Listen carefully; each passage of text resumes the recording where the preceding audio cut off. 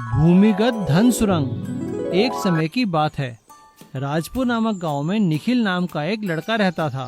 वो बहुत ही गरीब था। अपनी कॉलेज की पढ़ाई पूरी करने के बाद उसने कई जगह नौकरी के लिए एप्लीकेशन दे रखी थी। वो राजपुर गांव में अपने पिता और अपनी बहन के साथ रहा करता था। निखिल रोज सुबह घर से एक नौकरी की तलाश में निकल जाता और शाम को वापस खाली हाथ आ जाया करता था। उसे परेशान देखकर उसकी बहन ने उससे कहा, क्या हुआ निखिल, क्या तुम्हें आज भी नौकरी नहीं मिली? चिंता मत करो भाई, मैंने तुम्हारे लिए माता का व्रत रखा है, जल्दी ही सब ठीक हो जाएगा। हाँ दीदी, तुम ठीक कहती हो। निखिल की बहन उसकी नौकरी के लिए बहुत तपस्या करती है और वो रोज सुबह शाम मंदिर जाती है और भगवान के व्रत भी रखती है। अपनी बहन को दिन रात तपस्या करते देख निखिल उससे कहता है, दीदी आप मेरे लिए क्यों इतना तप कर रही है? न जाने भगवान हमारी कब सुनेगा, कब मुझे नौकरी मिलेगी। इधर पिताजी की तबीयत खराब होती जा रही है, पता नहीं भगवान हमारी परीक्षा क्यों ले रहा है। निखिल की बात सुनकर उसकी बहन उससे कहती है, चिंता मत करो भाई, माता रानी हमारी अरदास जरूर सुनेंगी। निखिल को अपनी बहन और पिता की हालत देखकर बहुत अफसोस होता है और वो अपने मन में कोई भी छोटी मोटी नौकरी करने की ठान लेता है। अगले दिन जब वो नौकरी की तलाश में शहर जाता है तो वो देखता है कि एक जगह एक सुरंग बनने का काम शुरू हो रहा था। वो जाकर वहाँ अपने सर्टिफिकेट दिखाता है। उसके सर्टिफिकेट देखकर वहाँ के मैनेजर कहते हैं, बेटा तुम्हारे सर्टिफिकेट तो सही हैं, लेकिन तुम्हारे लायक हमारे पास कोई नौकरी नहीं है। हाँ, अगर मजदूरी करना चाहो तो कर लो। निखिल मैनेजर की बात मान लेता है और वो उस कंपनी में मजदूरी करने लगता है। कंपनी उसे एक जगह सुरंग खोदने के काम में लगा देती है। निखिल बड़ी मेहनत से अपना काम करना शुरू कर देता है और वो खुशी खुशी आकर घर बताता है कि उसे नौकरी मिल गई है। निखिल की बात सुनकर उसकी बहन और उसके पिता बहुत खुश हो जाते हैं। एक दिन जब निखिल सुरंग खोदने का काम कर रहा था, तभी अचानक सुरंग खोदते हुए उसे एक आवाज सुनाई दी। निखिल ने जैसे ही आवाज वाली जगह से मिट्टी हटाई तो उसे एक बड़ा सा बक्सा दिखाई दिया। निखिल ने उस बक्से को बाहर निकाला और वो देखकर हैरान रह गया। उसके अंदर तो बहुत सारे सोने, चांदी, हीरे मोती के जवाहरात थे जो कि कई सालों पुराने लग रहे थे। निखिल ने ईमानदारी दिखाते हुए वो बक्सा अपने मैनेजर को सौंप दिया। निखिल की कंपनी ने वो बक्सा सरकार को सौंप दिया। सरकार की ओर से निखिल की कंपनी को और निखिल को ईमानदारी के लिए इनाम मिला। निखिल के मैनेजर ने निखिल को इनाम देते हुए कहा, निखिल, आज तुम्हारी ईमानदारी की वजह से हमें सरकार की ओर से इनाम मिला है और उसमें से तुम्हें 10% मिला है। ये लो तुम्हारे इनाम के 50 लाख रुपए। क्या कहा सर? 50 लाख? इनाम में इतनी बड़ी राशि देखकर निखिल का खुशी का ठिकाना न रहा और उसने अपने उन पैसों से अपना एक पक्का घर बनवाया, अपने पिताजी का इलाज करवाया और अपनी बहन की एक अच्छा घर देकर शादी कर दी। और निखिल को उस कंपनी में उसकी पढ़ाई के अनुसार एक अच्छी नौकरी मिल गई और वो सुरंग उसके लिए भूमिगत धन सुरंग साबित हुई, जिसने उसका जीवन ही बदल दिया। सूरजपुर नाम के एक गांव में अरुण करके एक आदमी रहता था। उसका पुराना फैन ठीक करने का व्यापार था। वह हर रोज गांव में जाकर सभी गलियों में घूम के फैन रिपेयर करके घर आता था। एक दिन जब वो बाहर गया था, उस दिन बहुत धूप थी। सुनो सुनो, फैन रिपेयर वाला आया। फैन जितना भी पुरानी हो ठीक करेंगे, जैसा भी हो ठीक करेंगे। ऐसा बोलकर गांव में जा रहा था, लेकिन शाम तक कोई भी उसे नहीं बुलाया। धूप ज्यादा होने के कारण वह थक गया था और उसे सरदर्द भी आने लगा। इसीलिए घर जाकर आराम करने की सोची। जब वह घर जाकर सो रहा था, ठीक 12 बजते ही कुछ ट्रैक्टर चलने की आवाज उसे सुनाई देती है, लेकिन उसको ट्रैक्टर तो दिखाई नहीं दी। वो सोच में पड़ जाता है। अगले दिन भी जब वो सो गया था, फिर से उसे ट्रैक्टर चलने की आवाज सुनाई देती है। घबराकर अगले दिन डॉक्टर के पास जाता है। डॉक्टर साहब, मुझे रात को अजीब आवाजें सुनाई दे रही हैं। कुछ ट्रैक्टर की तेजी से चलने की आवाज सुनाई दे रही है। अरे, ये कैसा हो सकता है? अगर आसपास में कुछ नहीं तो ये सब तुम्हारी वहम है। रुको, मैं तुमको एक दवाई देता हूँ। तुम इसे हर रोज रात को ठीक सोने से पहले ये दवाई लेकर सो जाना। आराम से सो जाओगे। अरुण ने जाकर ठीक ऐसा ही किया। सोने से पहले दवा खाकर सो गया। अगले दिन दोपहर तक नहीं उठा। जब उसका दोस्त सोनू आकर देखा तो अरुण सो रहा था। अरे उठो अरुण, तुम इतने देर तक सो क्यों रहे हो? देखा टाइम 3 बज गया है, काम के लिए नहीं जाओगे क्या? उठो उठो। अरे यार, कल रात को मैंने ये दवा खा के सो गया और कुछ पता ही नहीं चला। लेकिन दवाई किस लिए है? अरे यार, मुझे अजीब से रात को ट्रैक्टर चलने की आवाज सुनाई दे रही है, इसीलिए डॉक्टर के पास गया तो ये दवाई दिया है। अरे यार, ये दवाई नहीं है, नींद की दवाई है। और ट्रैक्टर चलने की आवाज तो मुझे भी सुनाई दे रही है। लगता है दाल में कुछ काला है भाई। ऐसा बोलकर अरुण और सोनू गांव में जाकर डॉक्टर के घर के पास जाकर चुपके से देखते हैं। तभी उनको एक सीक्रेट सुरंग की मार्ग दिखाई दिया। वह सुरंग गांव के नीचे से जा रही थी। उसमें जाकर देखा तो वहां पर एक ट्रैक्टर में सोने का स्मगलिंग करते हुए 2 आदमी थे। तभी वहां पर डॉक्टर भी आया और ऐसा बोला, अरे बेवकूफों, कितने बार बोलना है कि ट्रैक्टर को धीरे से चलाया करो। गांव में सबको पता चल गया है इस ट्रैक्टर के बारे में। डॉक्टर को देखते ही अरुण और सोनू को पता चल गया कि डॉक्टर ही ट्रैक्टर में सुरंग की रास्ते से गोल्ड स्मगलिंग कर रहा है। तुरंत पुलिस को फोन किया और सारी बात बताई। ये बात पता चलते ही पुलिस आकर डॉक्टर को और उन दोनों आदमियों को गिरफ्तार कर लेती है। बाद में गांव वाले अरुण और सोनू की साहस को देखकर उनको इनाम भी देते हैं। सूर्यापेट नाम के एक गांव में शंभू करके एक पेट्रोल बंक का मालिक रहता था। उस गांव में शंभू का एक ही पेट्रोल पंप था। शंभू बहुत ही ईमानदार आदमी था और वह किसी भी तरह की पेट्रोल में मिलावट नहीं करता था और बहुत ईमानदारी के साथ पेट्रोल बेचता था और सबसे यही बोलता था। उसके यहाँ मदन करके एक आदमी काम करता था। मदन एक बेईमान आदमी था। वह मशीन को टैंपर करके ग्राहकों से पैसे ज्यादा लेकर कम पेट्रोल भरता था। ऐसा ही बहुत सारा पैसा कमा लेता था। अरे ये सब बेवकूफ हैं। 1 लीटर की जगह सिर्फ 700 ml भर रहा हूं, लेकिन किसी को पता ही नहीं चल रहा है। एक दिन मदन ऐसा करते हुए शंभू देख लेता है।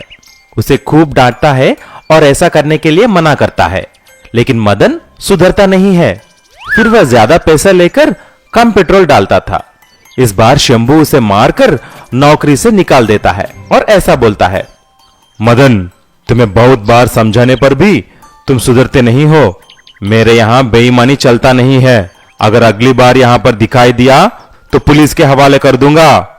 फिर मदन वहां से चला जाता है। वह किसी भी तरह कुछ न कुछ करके शंभू से बदला लेने की सोचता है और उसकी एक दोस्त किरण के साथ एक योजना करता है। वह अगले दिन रात को जाकर ठीक शंभू के पेट्रोल बंक के सामने ही रोड के उस तरफ एक अंडरग्राउंड सुरंग खोदता है। वह सुरंग से शंभू के पेट्रोल बंक तक आसानी से पहुंच जाता है। फिर शंभू के पेट्रोल टैंक से 2 पाइपलाइन डालता है।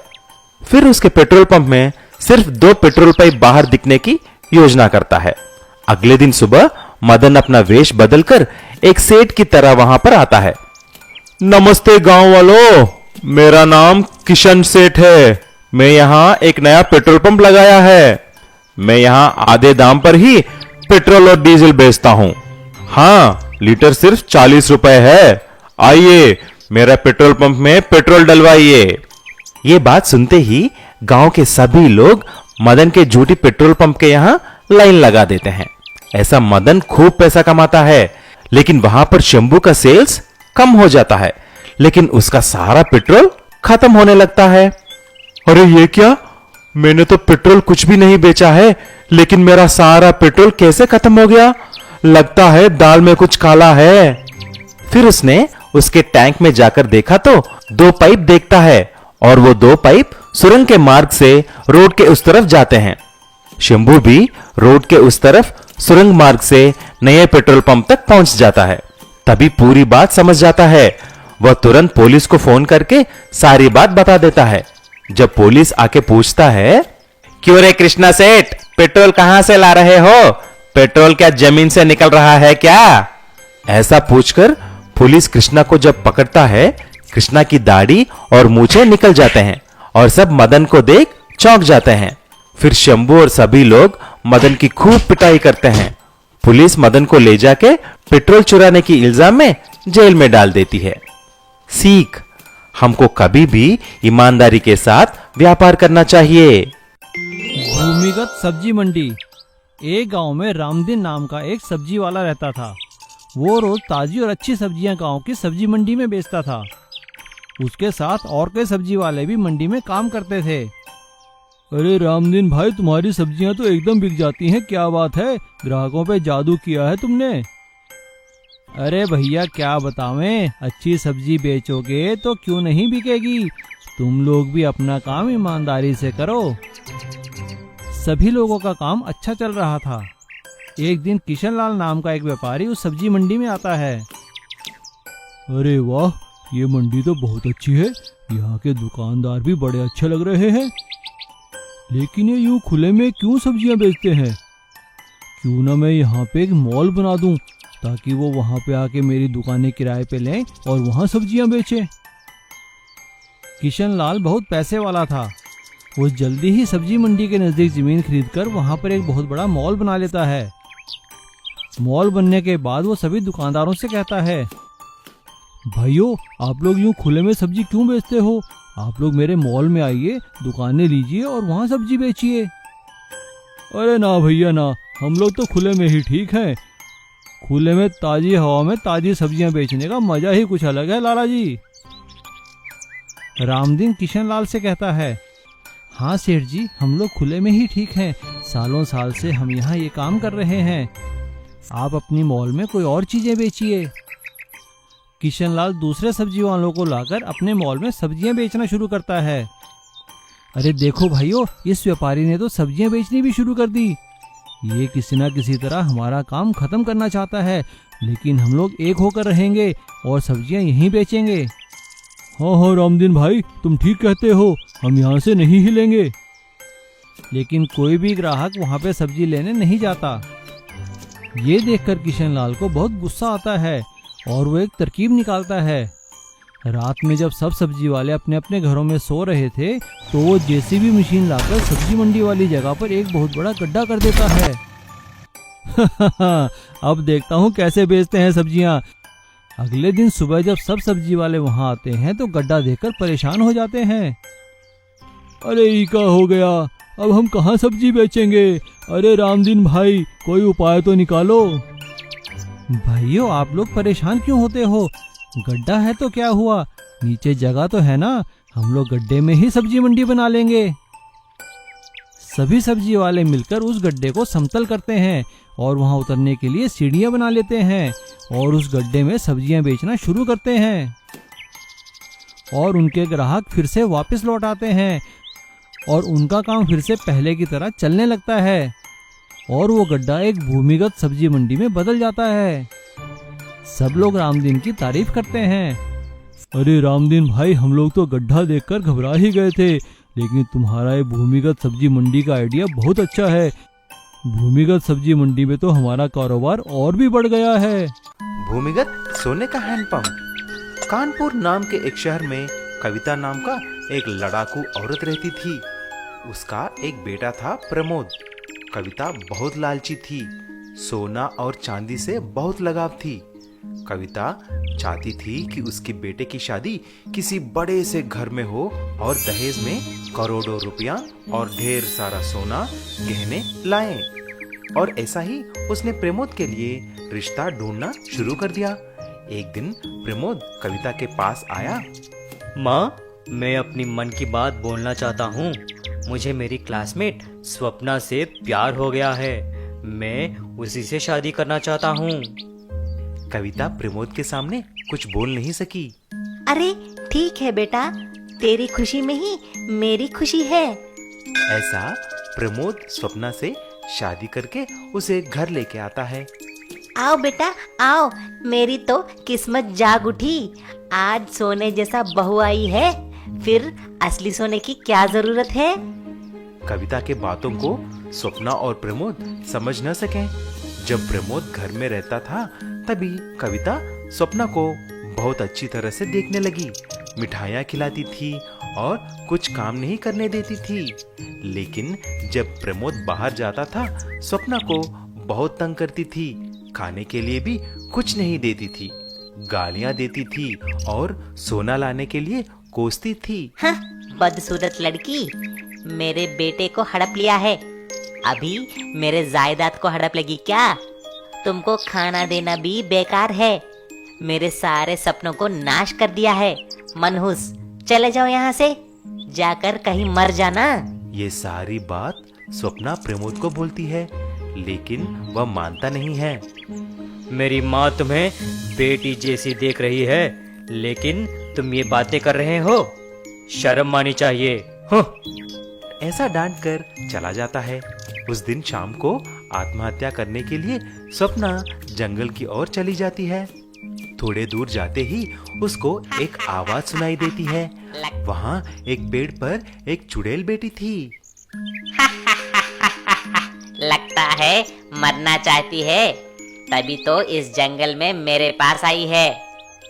हाँ हाँ, मुझे मार दो, कम से कम मेरी सास से छुटकारा तो मिलेगी। अरे क्या हुआ बेटी, उम्र में छोटी हो, तुम्हें क्या तकलीफ है? स्वप्ना सारी बात बोलती है। तुरंत उस चुड़ैल ने स्वप्ना से कुछ बोलती है और एक जादुई हैंडपंप प्रकट हो जाता है। जब स्वप्ना उसको चलाई, उसमें से बहुत सारा सोना, जवाहरात और हीरा मोती आने लगते हैं। वो सब एक ट्रैक्टर में डालकर स्वप्ना घर आती है। इतने सारे सोना और गहने को देखकर कविता प्यार से बातें करने लगती है। अरे स्वप्ना, तुम तो साक्षात लक्ष्मी के रूप हो, तुमने तो कमाल कर दिया बेटी। आइए माँ जी, ये सब आपके लिए ही है, आकर इन्हें पहनिए। जैसे ही कविता गहने पहनी, जादू से सारा सोना सांप और कीड़े मकोड़े में बदल जाते हैं और स्वप्ना उस चुड़ैल की तरह बदल जाती है। ये देखकर कविता वहां से भागने लगती है और फिर वापस नहीं आई। तब से स्वप्ना और प्रमोद शांति से जीने लगते हैं। भूमिगत सोने का अंडा। चमन लाल और उसकी पत्नी बहुत गरीब थे।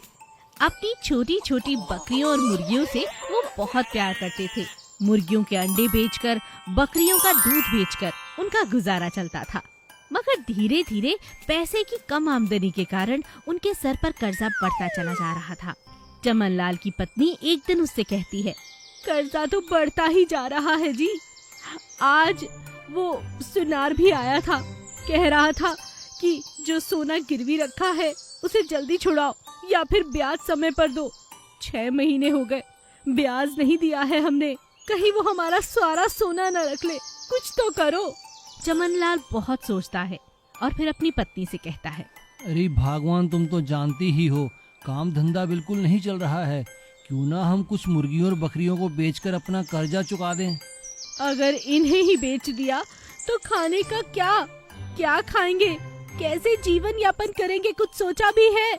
उन दोनों की बातें बकरियां और मुर्गियां बहुत ध्यान से सुन रही थी। एक मुर्गी जहां बैठी हुई थी लगातार वहां पर खोदना शुरू करती है। अरे अरे, ये मुर्गी क्या कर रही है, क्या खोद रही है? काफी देर तक चमन लाल की पत्नी उसे रोकने की कोशिश करती है और जाकर दोनों सो जाते हैं। मुर्गी मानने को तैयार ही नहीं थी, वो पूरी रात वहाँ खुदाई करती रही। सुबह जब चमन लाल और उसकी पत्नी बाहर आकर देखते हैं तो उनकी आंखें फटी की फटी रह जाती हैं। हे राम, अजी सुनते हो? देखो देखो, जहाँ पर मुर्गी कल रात से खुदाई कर रही थी वहाँ तो सोने के भूमिगत अंडे पड़े हैं। क्या कहा, सोने के अंडे?